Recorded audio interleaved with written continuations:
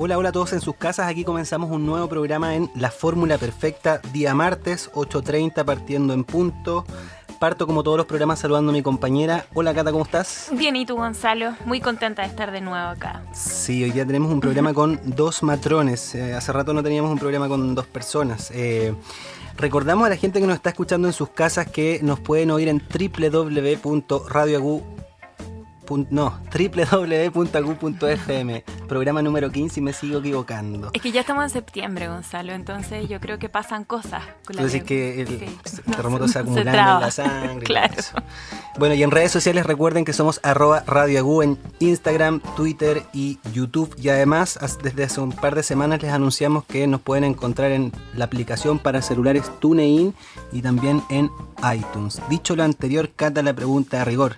¿Qué nos ha entregado la prensa en temas sanitarios esta semana? Hay algo que nos entregó la prensa y que destacó internacionalmente el país de España, que es una noticia que lamentablemente no nos deja muy bien parados como país, pero sí, Gonzalo, destaca dentro de esta noticia al Hospital de la Florida, que tú bien conoces. Que muy bien conozco y que muy bien nuestros invitados conocen. Sí. Pero, ¿a qué se debe esto? Bueno, lo que titula el reportaje es el silenciado abuso que hay detrás de las cesáreas. ¿Por qué? Porque en Chile el 50% de las mujeres parieron por cesárea en 2015, lo cual es una cifra muy superior, como ya hemos conversado en nuestros programas anteriores, a la recomendada por la OMS, por la Organización Mundial de la Salud. Más detalles, por supuesto, en el segundo bloque. Claro, vamos a aprovechar de comentar esta noticia con nuestros invitados, que paso a presentar.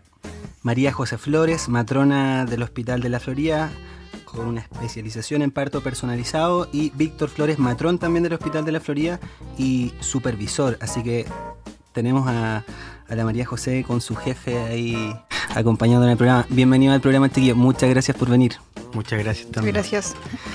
Bueno, este programa hoy día se desarrolla en el contexto que en Chile los partos fisiológicos o normales, es decir, aquellos que no son programados para una cesárea o una inducción y que no evolucionan de manera autóxica, es decir, por vía vaginal y sin contratiempo, son pocos, están en extinción este tipo de partos. Entonces, a propósito de esto mismo que tú leías, Cata, de la noticia que la semana pasada... muy ad hoc, de hecho, muy ad hoc, sí. El contexto. A propósito de esta noticia, en el país de España hablaban justamente del hospital donde trabajan nuestros invitados hoy día. Los hemos invitado porque es el hospital con la tasa de partos vaginales más alta. Programas anteriores los hemos dedicado a hablar de derechos del nacimiento en algunos casos, pero hoy día queremos hablar precisamente de este fenómeno que aparentemente en nuestro país ha ido en disminución. No aparentemente, los datos lo dicen. Ha ido en aumento, exacto, que son los partos vaginales, ¿ya? Porque hay que pensar, por ejemplo, que los países con los más altos índices de desarrollo humano, Noruega, Finlandia, etcétera, tienen las tasas más altas de parto vaginal del mundo. Así que pensar que la cesárea dice relación con el desarrollo de un país es una idea que sabemos ya ha perdido harta fuerza, que era un argumento que utilizaban algunos equipos cesarizadores. Y justamente entonces queremos hablar hoy día del parto vaginal, de cómo progresa un parto normal, personalizado y respetuoso de la anatomía de la mujer, de la autonomía de la mujer. Ya me estaban retando porque me estaba corriendo. Bueno, lo primero, partir preguntando a la María José. María José, ¿qué recomendación le darías tú a una mujer previo al ingreso al hospital o una clínica en trabajo de parto? ¿Cuándo consultar? ¿Cuándo no? ¿Y por qué? Pensando que hoy día nos están escuchando muchas mujeres embarazadas. Pero cuéntanos también, María José, un poquito a modo de introducción, ¿a qué te dedicas tú bien para que la gente sepa en el fondo cuál es tu especialidad y por qué obviamente va a ser un gran aporte el contenido de lo que nos estás entregando? Hola, muchas gracias por la invitación. Una responsabilidad grande la que me dejan, considerando que pueden haber muchas mujeres escuchando mis palabras. Bueno, yo trabajo en el hospital, trabajo en el área de pabellón, que incluye lo que es preparto, recuperación, la sala de parto integral, que son las que últimamente han salido mucho en los medios. Y bueno, estudié obstetricia, que es ser matrona, y también me especialicé un poco en el tema del parto personalizado, que es como el nombre más ad hoc que encuentro para esta... quizás no corriente, sino como esta modalidad de atención que en realidad es la que corresponde y la que quizás siempre debimos haber tenido. ¿Ya? Bueno, dentro del hospital nos dedicamos a atender a las mujeres, los trabajos de parto, atendemos también a los recién nacidos, Y atendemos los partos también, que muchas veces en el sistema privado se atiende por médicos, ya, pero en los hospitales públicos las matronas atendemos los partos cuando evolucionan de una forma favorable. Y eso básicamente nos dedicamos en el área que trabajo yo. Sí, esto que menciona la María José, Cata, no es menor porque es frecuente que las mujeres del sistema privado nos pregunten si hay algún médico que conozcamos o que le recomendemos para atenderse un parto en el hospital, porque en el sistema privado son justamente los médicos quienes asisten los partos, así que esta aclaración creo que va a ser muy útil para las mujeres que hoy día nos están escuchando. José. Bueno, con respecto a las recomendaciones que daría, yo creo que lo primero es ojalá vivir un proceso informado, ya informarse de qué consiste un trabajo de parto y quizás no tanto desde lo científico, sino también escuchar a nuestra familia, a otras mujeres, como rodearnos de más mujeres y entender de que la maternidad es un proceso complejo, pero que también no tiene por qué ser vivido tan solitariamente. Yo creo que eso es fundamental porque muchas mujeres llegan no solamente no informadas, sino con mucho miedo con respecto al trabajo de parto, también por las cosas que nos han dicho, porque generalmente tendemos a hablar de lo malo. Pero lo principal yo creo que es informarse y ojalá buscar la forma de vivir un proceso tranquilo, de disfrutar la maternidad, disfrutar el embarazo. A veces se hace difícil, pero yo creo que siempre se puede y que también depende mucho cómo nosotras las mujeres queramos vivir el proceso. Ojalá recomendaciones más prácticas es considerar las técnicas de alivio del dolor, farmacológicas, no farmacológicas, los ejercicios de preparación, de respiración, que también son accesibles en todos los consultorios de Chile. Se deberían hacer talleres y eso pueden ir las mujeres gratuitamente. Bueno, hay obviamente problemas más operacionales, como la hora. Las mujeres que trabajan tienen más dificultad en acceder al sistema público por el horario de atención. Por eso generalmente terminan atendiéndose en el sistema privado. Ese es un temazo, ¿ah? ¿El sistema público debería, creen ustedes, de repente, o tú particularmente, flexibilizar algunos horarios? ¿O? Sí, o sea, yo he visto en algunos consultorios que se logra flexibilizar los horarios. Sí. Por ejemplo, entre las 5 y las 7 de la tarde, hacer los talleres o controles con matrona, alargarlo, pero es difícil, porque igual el sistema público no da recursos. Claro. Para nosotras, para el área de la maternidad. Es una área que, o sea, del área de la mujer en realidad. Es un área que está como muy descuidada, que quizás no se ha tomado en cuenta la importancia que tiene dentro del proceso de cómo vamos creciendo como sociedad. También de qué significa para una mujer tener una experiencia agradable durante su embarazo y su trabajo de parto, independiente del resultado que tenga. Ya, pero si no, vivirlo de forma agradable muchas veces cuesta. Ya cuesta para los papás también poder acompañar a sus mujeres a los controles prenatales, cuesta poder asistir a los talleres, entonces es información muy valiosa que se pierde. Uh-huh. Ya tampoco está el personal suficiente muchas veces para poder hacer los talleres como nos gustaría, que nos gustaría hablar de tantos temas, de algo que es como tan, como les dije, tan complejo, tan diverso, y a veces no nos alcanza tampoco. Entonces eso es lo que dificulta a las mujeres que puedan acceder, a pesar de que está la oportunidad de hacerlo. A mí me gustaría decir algo al respecto, porque en esta conversación, escuchando a María José, reflexiono al tiro y digo, a ver, pero ¿por qué estamos en esta? ¿Por qué hemos llegado a una situación en la que las mujeres en edad reproductiva o a puertas de embarazarse o embarazadas no tienen ni idea del proceso y de lo que van a vivir? Y yo creo que es un tema que también está bien atrás, que es la educación sexual. No hay educación sexual en los colegios y tampoco hay un interés por algún organismo en provocarla. Yo creo que ahora recién eso está emanando en algún espacio. Yo lo estoy viendo, lo estoy sintiendo. Hay municipalidades que se la han jugado por tener en colegio matronas haciendo educación sexual, y es un tema fantástico porque a través de los medios se tocan temas también, y eso genera que la ciudadanía exija también de repente informarse más. Exactamente. O sea, son dinámicas culturales, digamos. Justamente, yo espero que en unos 15 a 20 años más no sea necesaria esta educación en el consultorio, porque las mujeres cuando salen de cuarto medio están sumamente informadas de su proceso reproductivo y además de qué va a pasar cuando tengan un hijo. Empoderada en ese sentido de poder decir, aunque elijan en el sector privado, aunque vayan a lo que le tocó de hospital público por el lugar donde viven, digan, yo elijo esto otro, y son cosas que no se están dando actualmente. En lo general, tenemos esta experiencia como el Hospital de la Florida, y también hay hospitales que tienen una masa, un volumen de pacientes que también están haciendo esfuerzos. por no tener tanta cesárea, por lo menos. O que lleguen de repente, más que informadas para olvidarse, o sea, o tan empoderadas, sin miedo a preguntar, ¿o no?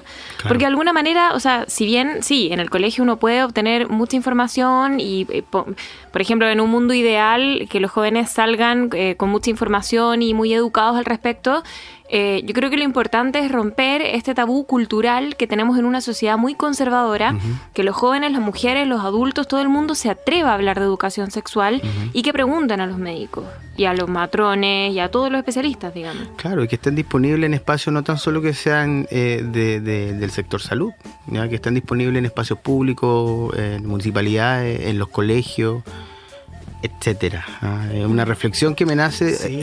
Creo que es primera vez que me doy cuenta que es dónde radica este desconocimiento, que las mujeres estén como amarradas a que un profesional les diga lo que es ciencia cierta, entre comillas. Claro. Porque eso es lo que pasa, las mujeres confían en nosotros y recién nosotros estamos cambiando el switch para decir ya lo que es cultura, lo que ha sido lo histórico en estos últimos 30 años, nosotros mismos tenemos que barrer con esa mentalidad para poder hablar con objetividad en base a la evidencia, que creo que lo que por suerte me toca vivenciar en el Hospital de la Florida. Y algo que mencionábamos al inicio, sin información difícilmente una mujer va a poder tomar decisiones de forma autónoma, y una de las cosas que estamos buscando justamente hoy día es eso. ¿Cuál es la impresión que tienen ustedes respecto de las dudas frecuentes? ¿Cuáles son los temores más recurrentes, José, que tú escuchas a diario en la maternidad? Bueno, yo creo que algo importante es, además de la información, también venir un poco abierta a este modelo de atención, ¿ya? Porque pasa mucho de que mujeres que han tenido hijos antes, o lo que le han contado a la mamá, de que no, pero ¿por qué no me hacen esto? ¿Por qué no me apuran? Yo quiero tener a mi hijo rápido. Que generalmente el tema de los tiempos también algo que da mucho susto, y también un poco, además de informarse, abrirse a esto. Decir, ya quizá antes tuve mi hijo de una forma que me apuraron, de que no me sentí cómoda, y ahora puedo optar a otra cosa. Y entenderlo, que también una forma de tener, o sea, de tener su parto, y que no tiene por qué ser mala. Ya, entonces, entre eso, los tiempos es un miedo principal, de que está esta idea de que todo tiene que ser rápido, que todo tiene que producir, de que uno llega, entra, el bebé nace rápido y se va y listo. ¿Ya? Sí. Y que están todos esperando, y que, no sé, que no la llamada, la foto, etcétera, en vez de ser un proceso quizás más íntimo. Y también el miedo al dolor es otro tema, que es entendible de todas formas. Y el susto a cómo explicarlo, al sufrimiento fetal, por decirlo de alguna forma. Ya hay muchas mujeres que piensan de que porque el bebé está muchas horas expuesto a estas contracciones, porque se rompió la membrana, no hay líquido, que el bebé está sufriendo, lo está pasando mal, y que finalmente la única forma de resolver esto es operando. Y luego, yo creo que esos son como los principales temores que traen una mujer, y la mayoría son temores traspasados. No tiene que ver con la experiencia propia, con la información, sino con lo que se va traspasando. Oye, José, y respecto a este último temor que tú nos mencionas, pensando siempre que ahora en este minuto hay mujeres que están gestando y que en unas semanas más o en unos meses más van a ir al parto, ustedes como equipo, ¿cómo detectan este último temor? O sea, si algo le está pasando al feto, ¿cómo le explicamos a las mujeres que nosotros tenemos la posibilidad de darnos cuenta que algo no está bien? Bueno, dentro de eso, lo que intentamos como equipo es siempre estar entregando información, ya desde los instrumentos que vamos a utilizar en nuestra práctica diaria, desde los medicamentos, todo eso, para que entiendan de que este bebé sí está siendo constantemente observado, ya que escuchamos sus latidos constantemente, que tenemos métodos para detectar de que el bebé lo puede estar pasando mal, y también entender de cuándo hay una evolución normal del trabajo de parto y cuándo no.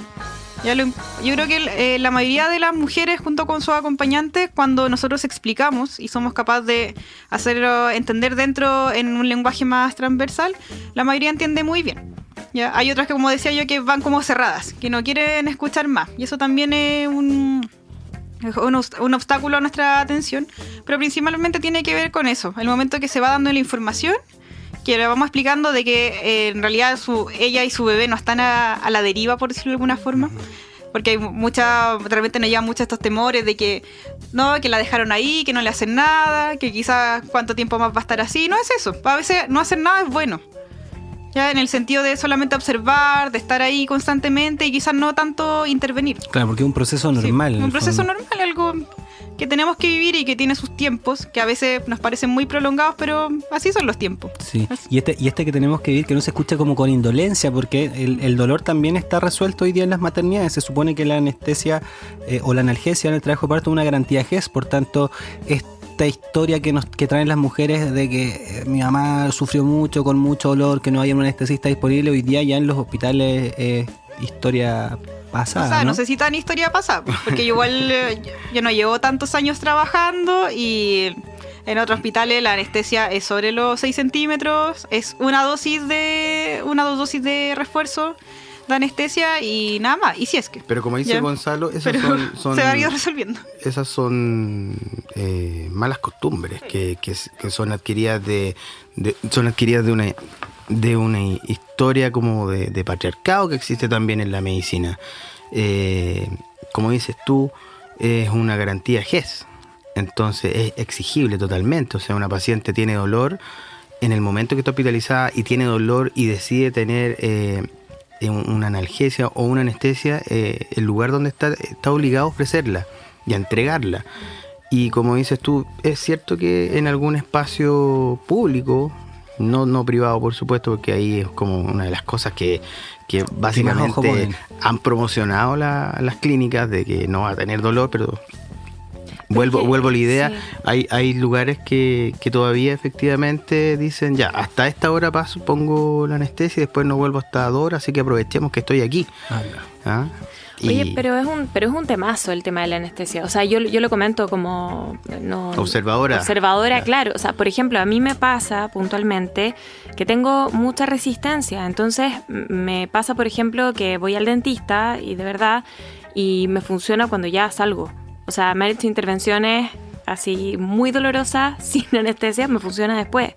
Y es lo mismo que le pasa a mi mamá, digamos. Parece que es un poco hereditario, ¿no? Es que tú no estás entrando también en un tema que es como de la mente.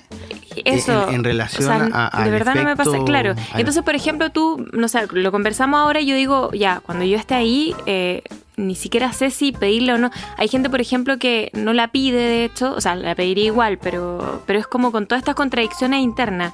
Hay gente que de repente no la pide ni siquiera porque le da miedo a una parálisis, o sea, la anestesia genera mucho pánico en muchas personas, eso también es un tema. Mira, ¿y sabéis por qué como estuvo alimentado? Que habría como que desmitificarlo, ¿no? Porque estamos en eso, claro. Estamos en eso. ¿Y sabéis por qué también tuvo mucho arraigo en los profesionales?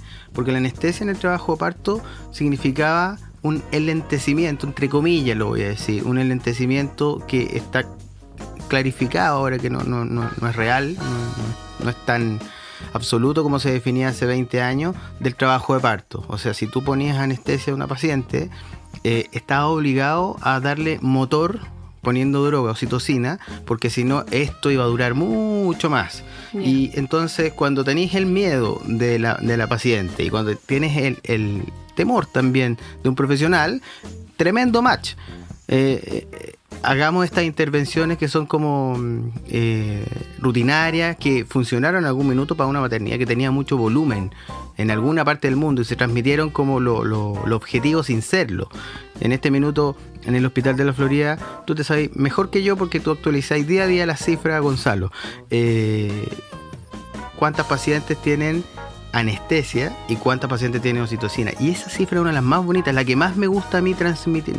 Muchas me gusta transmitir de lo que hacemos en el Hospital de la Florida, pero esta relación es una relación como de no busquemos más en los libros, tenemos tremenda evidencia de cómo funciona y te pido que por favor la levante en esta conversación. Claro, uno de los mitos, pasé a ser entrevistado. Primera vez que un entrevistado actúa de entrevistador. Me encanta. Bueno, una de las cosas que menciona Víctor dice relación con que efectivamente tenemos un alto porcentaje de mujeres que utiliza hoy día analgesia farmacológica, es decir, peridural, pero que previamente utilizó o métodos no farmacológicos o simplemente estuvo esperando para dilatar la solicitud de la peridural. Y lo entretenido y distinto, que es a lo que hace referencia Víctor, es que nos damos cuenta de que a pesar de que se les coloca la anestesia, un porcentaje bajo requiere esta aceleración con oxitocina.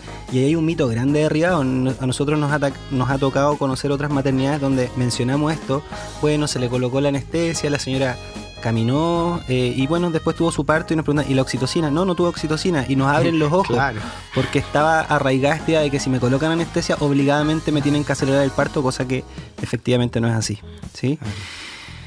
Bueno, les recordamos que estamos hablando con Víctor Flores y María José Flores. Víctor se las dio de entrevistador y me hizo una pregunta, así que quizás por ahí el enredo de los auditores. Antes de irnos a la canción, María José, para cerrar, ¿qué le recomendarías tú a una mujer? Aunque una mujer no va a saber la dilatación con la que va al hospital, pero ¿qué es lo ideal respecto del ingreso en trabajo de parto en un hospital o en una clínica? ¿Con qué dilatación? Recordándole a la gente que la dilatación máxima en un trabajo de parto son los 10 centímetros.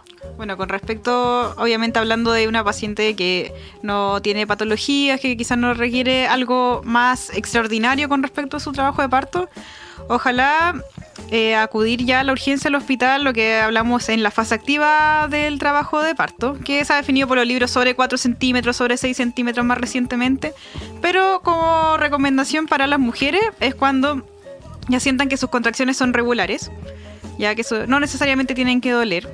Eso hay que entender, las contracciones no siempre duelen, hay mujeres que las logran tolerar muy bien, pero sí cuando sean regulares en intensidad, en duración, en frecuencia, y que obviamente se mantengan por más de 1 o 2 horas principalmente.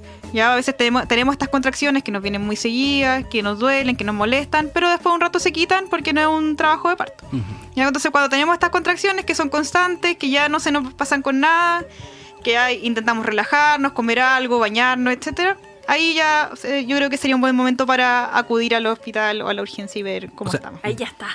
Eso respecto a las contracciones. Claro. Pero también hay recomendaciones respecto al feto, si se está moviendo o no. ¿En qué otros casos tú le dirías a una mujer que consulte al término de la gestación? Estoy súper de acuerdo con María José en que esto respecto a las contracciones, lo que yo le tiendo a decir a las personas que me consultan es que, claro, que le brinden al espacio poca luz una tranquilidad absoluta, plena, porque cuando las contracciones son de trabajo de parto, se vienen a quedar y no se van, aunque le digas adiós, váyanse, hoy día no, se quedan y no pasan. Y respecto a que se mueva el feto, es muy importante siempre estar consciente de que si el feto se deja de mover es un motivo de consulta, obviamente antes dándole el espacio y cierta energía. Está recomendado comer un dulcecito, que asegurarnos que hay glucosa circulante, y normalmente las guaguas se mueven y la tensión que puede generar que la guagua no se mueva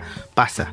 Entonces esa es una recomendación, por otro lado, importante. Y también cuando se pierde líquido, que es una señal de que se puede haber roto la bolsa, y eso es importante observarlo, y si hay duda, consultarlo.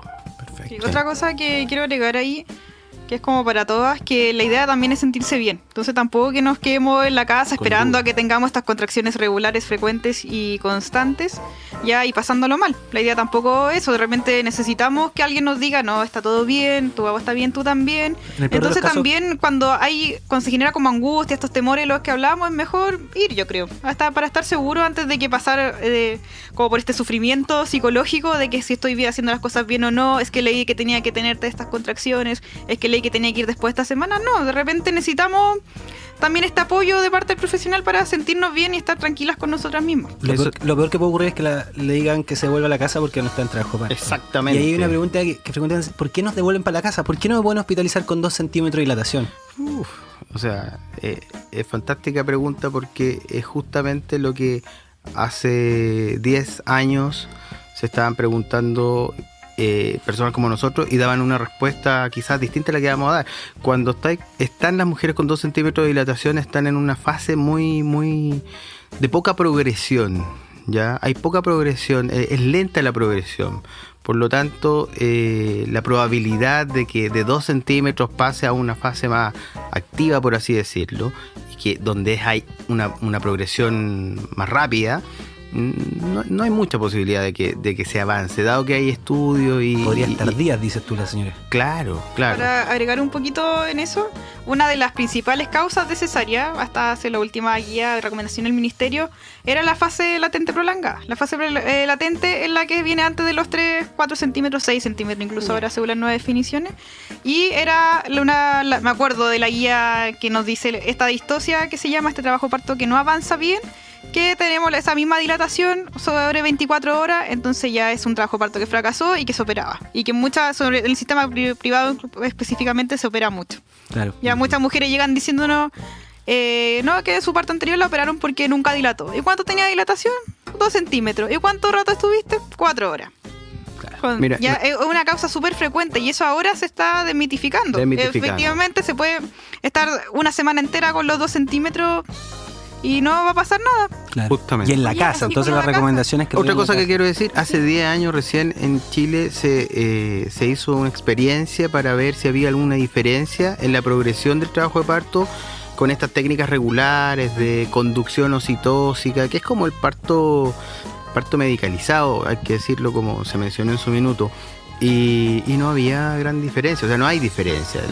En resumen, no hay diferencia en realmente traer mejores resultados con esta droga y con estos mecanismos para que acelerar el trabajo de parto. Lo que sí en ese minuto se empezó justamente a cuestionar, de años después lo estamos viviendo un poquito más intensamente, es que sí ese uso de drogas y ese uso de técnicas como para acelerar el parto incide en la tasa cesárea.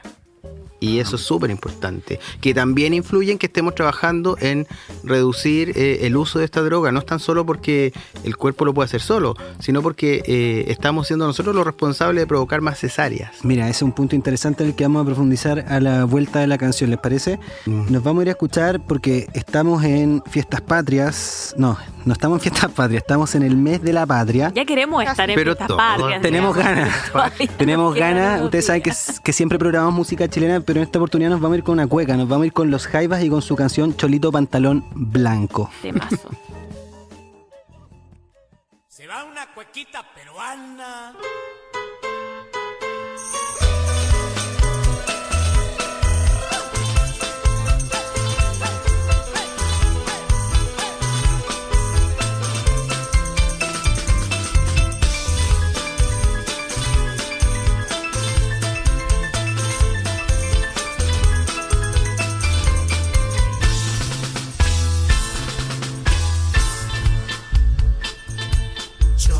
Pantalón blanco,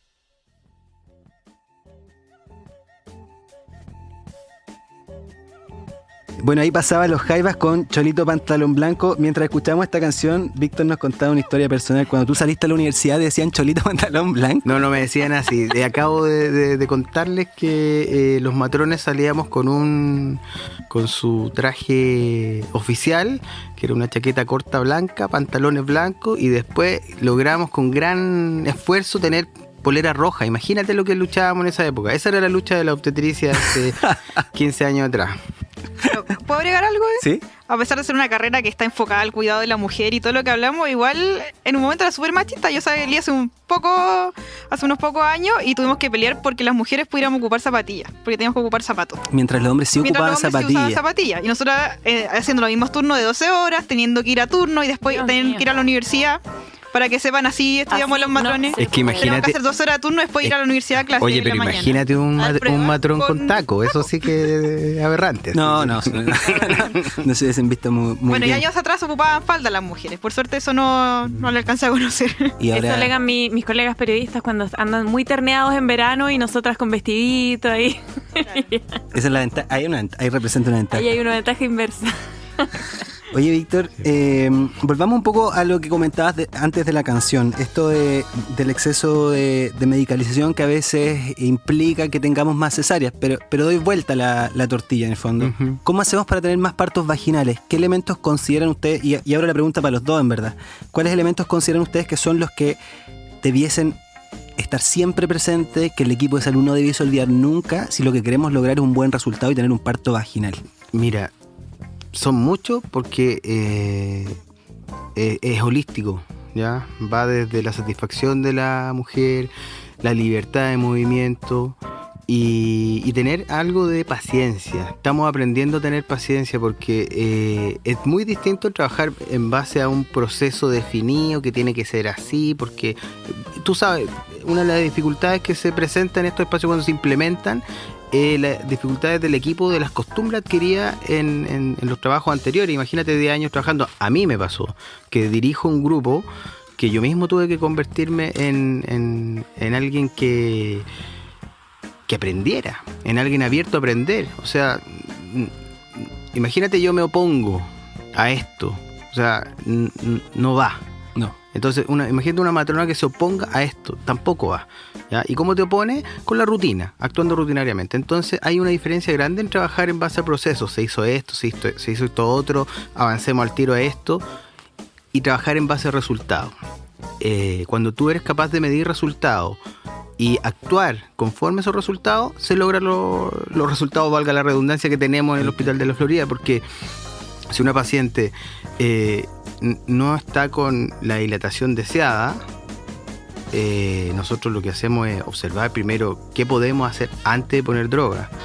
Y finalmente, si hay que poner droga porque consideramos que el útero necesita un motor fuerte, que también es una característica propia del trabajo de parto, se hace. Pero primero lo observamos, ¿ah? Y tenemos un protocolo que nos permite a nosotros respirar tranquilo y no sentirnos asediados por una institución, por la parte más como burocrática, la institución. Claro, o sea, Víctor, y un protocolo seguro, ¿cierto? Yo creo que es importante transmitir a las mujeres que son protocolos seguros. Es un protocolo seguro.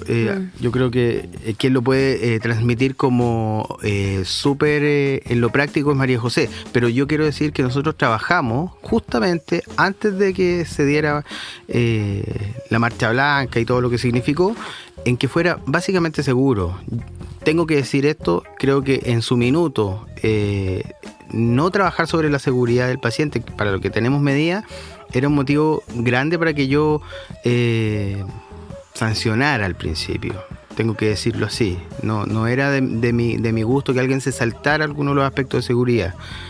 Te digo casos muy puntuales y pequeños y de cosas que son detalles que hacen la diferencia. Entonces, en el día de hoy ya todo el mundo sabe qué es lo que tenemos que hacer para actuar con seguridad, y las pacientes se pueden sentir tranquilas, que van a un espacio que custodia a la guagua, que custodia a la mujer que va a tener su hijo, en todos los sentidos.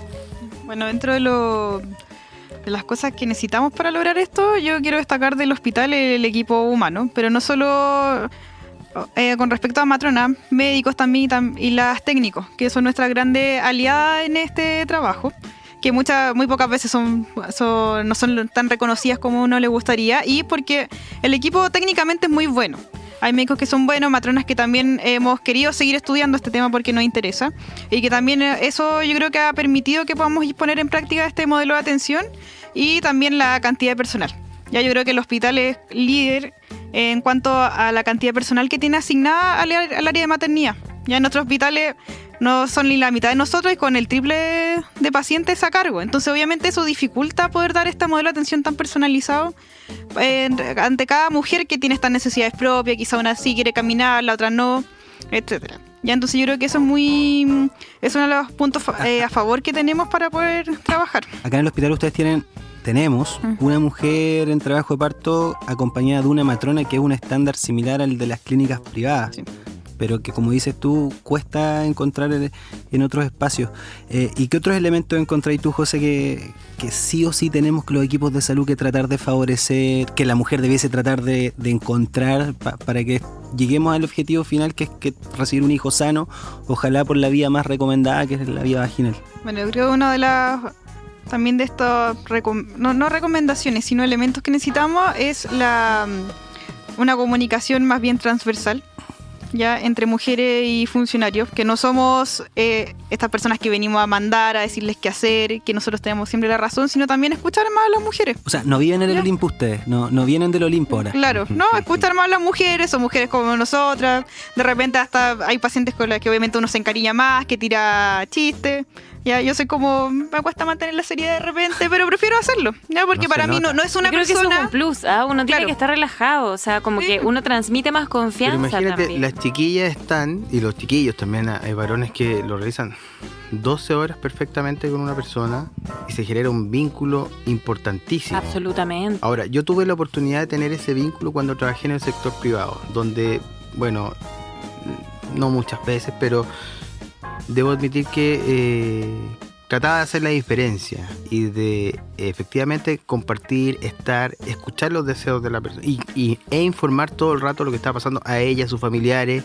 Entonces, cuando yo veo a los matrones que están a cargo de pacientes en el modelo y también en el preparto regular, veo que hay ese ímpetu en hacerlo, como dice María José, de forma transversal, ya de que todos vivan el momento de la manera que les genere un recuerdo. Hoy día lo dije en la mañana en otro espacio. Yo he escuchado a pacientes decirle a matrona: me voy a acordar de ti el resto de mi vida. Y eso lo vengo escuchando hace hartos años, y las matronas en general son personas que se entregan, pero ahora lo vivo más a menudo. O sea, son mujeres que de verdad incluso le ponen el nombre de la matrona a sus hijos, porque es un honor haber compartido, haber tenido esta experiencia juntos, ¿ya? Porque la entrega que tienen las matronas en este modelo es total. Y no son tan solo 12 horas, hay personas que hacen 16, 20 horas, 24 horas con una paciente, y ya es una cuestión como la antigua, me imagino, como era hace 100, 200 años. Como la partera del barrio. Bueno, a la antigua no tanto, por la historia que te voy a contar, pero yo hace poco estuve de cumpleaños y mi mamá se acordó del nombre de la matrona justamente que me cuidó a mí, porque ella tenía muy poca leche por una parte, por otro lado estaba un poco agobiada, y me acuerdo y me decía: mira, fue una persona que de verdad, o sea, me cambió los días, me decía, y me acuerdo siempre de ella, y se acordó del nombre y todo. Yo ahora no me acuerdo el nombre, pero la mencionó, me lo comentó. Y me dijo, y de verdad, sin ella no habría sabido qué hacer, porque, claro, ella era súper joven, mi mamá tenía 23, mi papá no entendía nada tampoco, entonces era como el apoyo, y ella entre que estaba estudiando también y todo, entonces... Sí, lo que tú me cuentas me hace mucho sentido. O sea, yo creo que para toda la vida. Contar algo. Cuando era interna, cuando recién el 5º año de la carrera, yo tenía mi internado en Buin, que es un hospital de mediana complejidad, que no hay anestesista, que todo es con medidas no farmacológicas. ¿Ya? Y me acuerdo que lo que más me llamó la atención en mi primer turno que hice allá era que la matrona, le mando saludos, Celia, de Buin, se despidió de besos de la paciente, así: chao, mi amor, que te vaya bien, gracias, fue un gusto atenderte. Y una matrona ya con más años de experiencia, no esta típica joven recién egresada que uno la miran con cara de loca. No, y me acuerdo que eso me marcó mucho. como el vivir como una cosa tan familiar. Nunca lo había visto. Que alguien se despidiera así de besos, de la familia también y todo, que estén bien. Listo. Y fue una de las cosas que me marcó. Y ahora pensándolo bien, lo que hablamos de la experiencia de repente nuestras mamás, nuestros familiares, quizás nosotros al poder cambiar esta pequeña experiencia del parto, quizás también los nietos de estas mujeres van a querer tener una buena experiencia. Ya no van a vivir la historia de terror de que escucho que no, que me tuvieron tantas horas, de que tuve dolor, que no sé qué, no. Ahora ojalá, que todas digan, no, mi matrona fue súper buena, lo pasé súper bien con el equipo. Y como decía, no tiene que ver con el resultado. Hemos tenido pacientes que han tenido partos súper medicalizados, por decirlo de alguna forma, con forceps o cesáreas que han sido de urgencia, y aún así están muy agradecidas porque sienten de que la atención fue muy buena y todo fue a tiempo. Sí. También. Bueno, lo hablamos nosotros en la mañana, Víctor, en algún momento, la presencia del padre también, pues van a empezar a escuchar las nuevas generaciones que el papá sí estuvo ahí con la mujer durante todo el trabajo de parto. Es muy probable que en este estudio ninguno de nuestros padres estuvo durante todo el trabajo de parto, y si es que estuvo en el parto, yo no sé cuántos de nosotros sabemos si nuestro papá estuvo en el parto. Mi papá estuvo. ¿Cachai? Entonces casi se desmayó.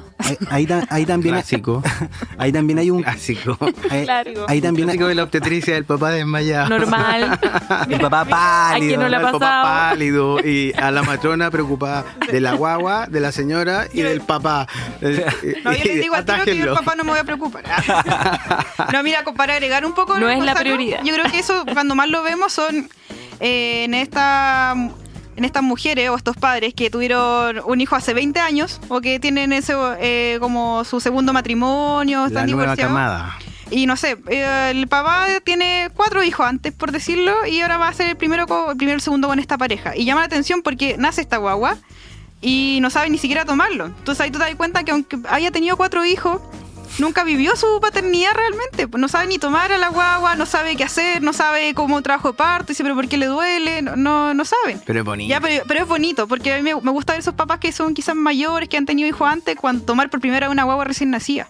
Y a pesar de que uno piensa que algo que debieron haber hecho siempre, ¿no? Es Ya, de una yo creo ternura. que ahí es cuando más se nota para nosotros. Quizás en años posteriores, O sea, todos van a haber tomado su guagua y saber cambiarle pañales, pero ahora allá hay un cambio en estos mismos papás. O sea, un papá le va a poder decir a su hijo, mira, cuando naciste tú, estuvimos juntos todo el rato con tu mamá, cuando a ella le dolía me llegaba a doler a mí, cuando ella tuvo satisfacción porque le pusieron anestesia, me sentí aliviado yo, tuve miedo, el mismo miedo que ella, y tuve la alegría más grande en conjunto. No fui testigo, fui protagonista. Hay mamás que por condiciones médicas no pueden seguir con la guaguita conteniéndola en apego en el minuto después de haber nacido, y la opción es clara, caballero, tome. Y hay personas que espontáneamente sacan la polera y se ponen la guagua al pecho, y créeme, esa guagua y ese papá generan un vínculo maravilloso, que envidiable.